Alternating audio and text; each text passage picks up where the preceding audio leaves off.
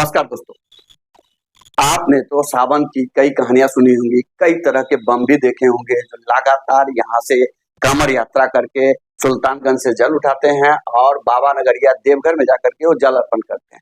इसमें कई अनोखे बम भी हैं जो तरह तरह के स्टाइल में कमर ले जाते हैं और जल चढ़ा के आते हैं। आज हम आपको एक ऐसे बम से मिलवा रहे हैं जिन बम का इतिहास आप सुन के दंग रह जाएंगे। दरअसल ये गिरीश मंडल जी हैं जो दरभंगा के लहरियासराय के रहने वाले हैं और ये पिछले 46 वर्षों से डाक कामर बम उठा रहे हैं। आप गौर से जरा सुनिएगा बात को, ये कोई डाक बम नहीं, ये डाक कामर बम है जो भारतवर्ष में इकलौता ऐसे बम है जो अब तक 190 बार सुल्तानगंज से डाक में जाकर के जल चढ़ाए हैं बाबा नगरिया देवघर, जो 105 किलोमीटर की दूरी है। ये जब अपने उम्र में थे तब इन्होंने 14 से 15 घंटे की यात्रा करके सुल्तानगंज से देवघर में जल अर्पण कर पाए हैं, लेकिन आज इनका एज लगभग 72 वर्ष हो चुका है और ये आज भी 18 से 19 घंटा में जल चढ़ाते हैं, वो भी कामर डाक में जाकर के। डाक बम भी कई तरह के होते हैं। डाक बम जो दरअसल होते हैं वो पीठ पे गंगाजल लगा करके बैग तरह की टांग करके और वो जल चढ़ाते हैं, लेकिन ये एकलौता ऐसा बम है जो कामर के साथ डाक में जाते हैं, जो अपने आप में एक अनोखा और ऐतिहासिक बात है। और दूसरी कहानी इनका ये है कि ये अपना 72वां वर्ष के उम्र में आज भी ये अपने 201 कामर यात्रा का संकल्प पूरा करने के लिए आज भी तत्पर हैं और पूरी तरह फिट हैं। इनका फिट होने का राज ये है कि ये योगा से जुड़े हुए व्यक्ति हैं और हर हमेशा योगा करते रहते हैं, जिसके कारण आज ये 72 वर्ष के उम्र में भी डाक कमर उठाने के लायक हैं। जबकि आप भी जानते हैं कि आज के जमाने में इतने उम्र के लोग अपने पांव पे चल नहीं पाते हैं और ये आज भी 18 से 19 घंटा यात्रा करके गंगा जल चढ़ा आते हैं देवघर में। इनका रहा इतिहास कि ये हर सावन में हर एक सोमवारी में ये जल उठाते हैं और ये जल अर्पण करते हैं। ये अपने जो संकल्प है उसको लगातार पूरा करते आ रहे हैं और इनका उम्मीद है कि इनका जो 201 वाला संकल्प है, जिसमें अभी लगभग 11 कामर बचा हुआ है, वो 11 कामर भी ये जल चढ़ाएंगे और 201 का संकल्प पूरा करेंगे। इनकी जो इतिहास है, जो कहानियां हैं, आज इनके ही जुबानी अभी आपको हम सुनाएंगे। आइए सुनाते हैं बाबा की कहानी और बाबा का इतिहास, आप लोग भी सुन के दंग रह जाएंगे। ये बताया गिरीश चंद्र मंडल, कहाँ के रहने वाले हैं? इमामबाड़ी लहरियासराय दरभंगा। ये आपका एज कितना हो गया होगा? 72 साल। आपको ये कामर डाक बम जाने की प्रेरणा कब मिली? 1978 में मिली। कैसे आप पहला बार चले थे कामर लेके? कामर लेके चले थे, उस पहला साल 14 घंटा में चढ़ाए।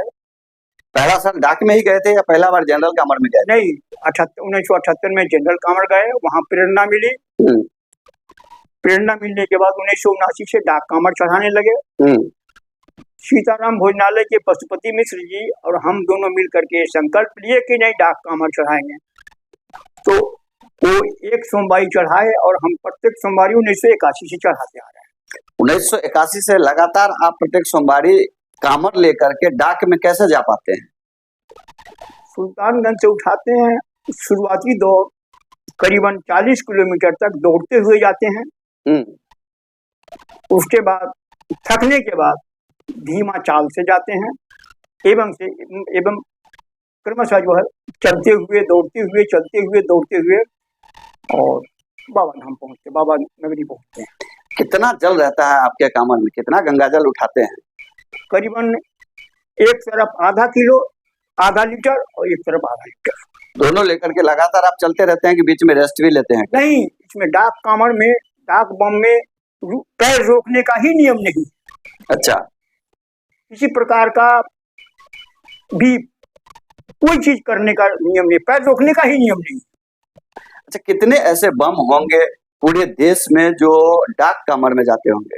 एक भी नहीं है, डाक कामर में एक भी नहीं है, मात्र मेरा ही एक है जो डाक कामर लेकर के हम चलते हैं। डाक बम कितने होंगे देश? डाक बम करीबन 20,000 हैं। प्रत्येक सोमवारी 7-8 हजार है, प्रत्येक सोमवारी 7-8 हजार है, और बाकी सभी जो है एकल सिंह डाक बम। लेकिन आप लगातार वो लोग पीठ में बांध करके डाक चढ़ाते हैं। तो क्या मान लिया जाए जो पूरा इकलौता देश में आप इकलौते ऐसे बम है जो कामर लेकर के चलते हैं? जी हाँ, इकलौते बम है। इकलौते बम है जो डाक कामर लेकर चलते हैं। अच्छा, आपके परिवार में कितने सदस्य हैं? हमारे परिवार में करीबन 9 सदस्य है। कितने लड़का कितनी लड़कियां? 4 लड़कियां हैं, 3 लड़के हैं, पत्नी है और मैं हूँ। क्या करते हैं लड़के सब? लड़के सब सभी नौकरी करते हैं, 4 नौकरी करते हैं, बाकी 3। सभी बच्चे की शादी हो गई है? नहीं, 2 की शादी हुई है, बाकी अभी बचा हुआ। अच्छा, आप झारखंड सरकार से कुछ गुहार लगाना चाहते थे या कुछ मदद की बात कर रहे थे? झारखंड सरकार को मैं ये चेतावनी देना चाहता हूँ, कृपया आप सुल्तानगंज से लेकर के बाबा धाम प्रत्येक डाक को आप निगरानी करके उन्हें सुविधा दें।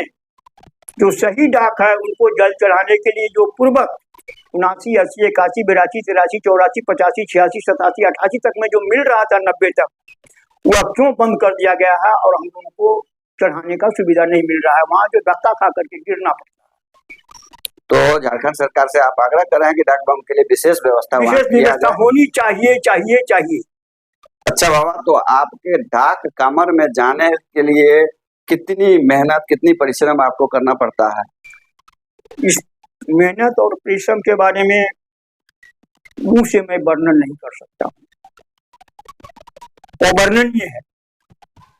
कठिनाई पैर के नीचे छाला पड़ना, पैर के नीचे जो है जलना, कंकड़ पत्थर गड़ना, उसके बीच में दौड़ते हुए जाना, एक उनकी कृपा श्रद्धा, सदगुरुदेव की कृपा श्रद्धा के बिना असंभव है। अच्छा बाबा, आप 46 साल से लगातार सावन में कामर ढो रहे हैं। प्रत्येक सोमवारी को 190 बार आपने कामर चढ़ाया है। आपको क्या लग रहा है जो इस कामर यात्रा से लोगों को फायदा मिलता है? सबसे पहले है कि जो अभी घर घर में अस्वस्थता का कारण बना हुआ है, क्योंकि अपने शरीर को सुकुमार बना चुके हैं और यहाँ सुकुमार से दूर होने के लिए ये हठ योग है और यह करते रहने से मुझे पूरे विश्वास है कि वो कभी बीमार नहीं पड़े। और ये बाबा का कितना इसमें योगदान है? यानी बिना आशीर्वाद के लोग कहता है जो कि कामर लेके नहीं जाते हैं, लेकिन आप तो डाक कामर में जा पाते हैं, तो क्या मानते हैं जो बाबा का आशीर्वाद? उनके कृपा उनके आशीर्वाद के बिना असंभव। तो आपको लग रहा है जो आपकी ये 46 साल की यात्रा से आपको सफलता मिली है? पग पग पर उनकी निगरानी मेरे ऊपर रहती है, पग पग पर हमें ख्याल करते रहते हैं और हर चीज को वो पूरा करते रहते हैं। जो भी मेरे मन में इच्छा शक्ति प्रबल है, मेरा इच्छा शक्ति प्रबल है और वो इच्छा शक्ति के कारण ही आज तक हमने 190 डाक चढ़ा।